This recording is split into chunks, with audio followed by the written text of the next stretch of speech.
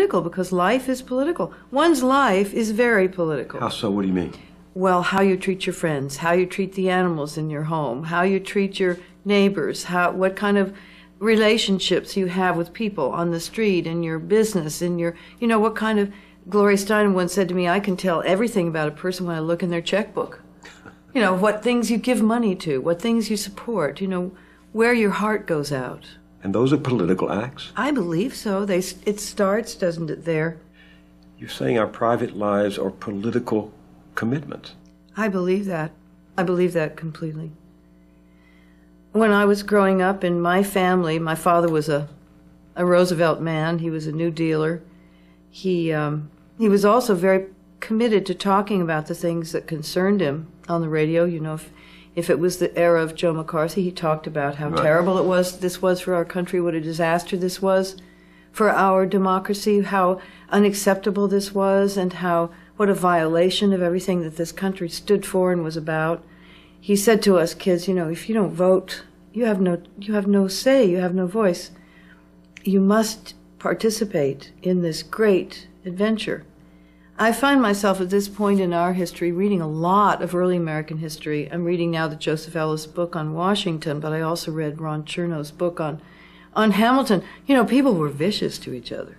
Yeah. Vicious. I mean, how we survive is partly a direct result of our ability to, in a way, confront each other. And I think that's one of the answers to why we get along. All these different cultures, all these different people, we have this process whereby we get it out.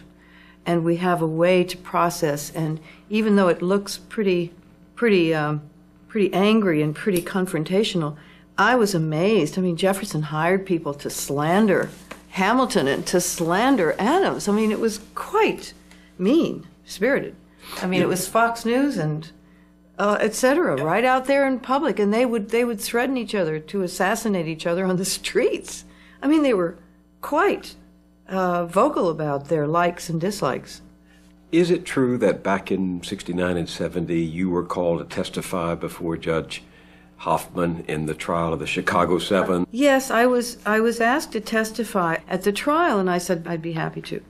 Judy Collins had not been present in Chicago in August of 1968 when protesters against the war in Vietnam clashed violently with police at the Democratic National Convention.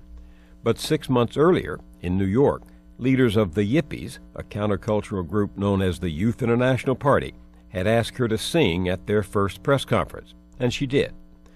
Some of the Yippies would be arrested for their role in the Chicago riots that August, and at their trial the next year, Judy Collins was called to testify. So when Judge Hoffman asked me if I would tell them what I did at the press conference, I said, well, this is what I did. Where have all the flowers gone? And along came the guard from the door and put his hand over my mouth and stopped me singing. And the judge said, you can't sing in court. They muffled you. They muffled me. They muffled me. Well, those were the years, the war was going on. And that war, which we've now revisited so much in these past few months, it's been very painful. Why did you put your career on the line for that? Well, I didn't think of it as doing that. That's part of my upbringing. When you have a political idea, when you have a belief, then you take an action and you make your presence and your point of view known. And it wouldn't have mattered if I was a singer or a person who was teaching at a university. I knew many, many of those people who became part of the movement and were protesting against the war. I marched with a lot of them around the country. Did the war make you angry? Oh, it still makes me angry. Still makes me, oh my God. It's so heartbreaking to me and so painful. One of the most painful parts of it, of course, that everybody knew. Everybody knew we were on the wrong track.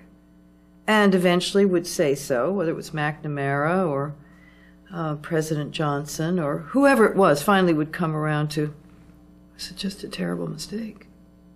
I don't know that I've ever seen anybody say it was a great thing to do. Her passion about public issues has long led Judy Collins to a politically active life. so it's not surprising that a recent CD was entitled Democracy, featuring songs by her old friend from the 60s, the novelist, poet, and songwriter Leonard Cohen.